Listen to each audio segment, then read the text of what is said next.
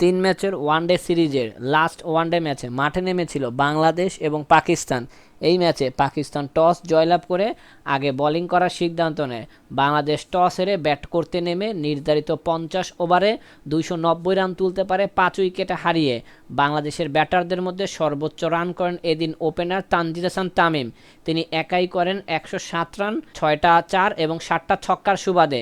এছাড়া শেষের দিকে তাহিদ হৃদয় 44 বলে 48 রান করে নট আউট থাকেন। ক্রিকেটের সকল লেটেস্ট আপডেট এভাবে আপনারা আমাদের চ্যানেল থেকে পেতে চাইলে অবশ্যই সাবস্ক্রাইব করে 5 টাকা বেল বাটনটা ক্লিক করে অন করে রাখবেন।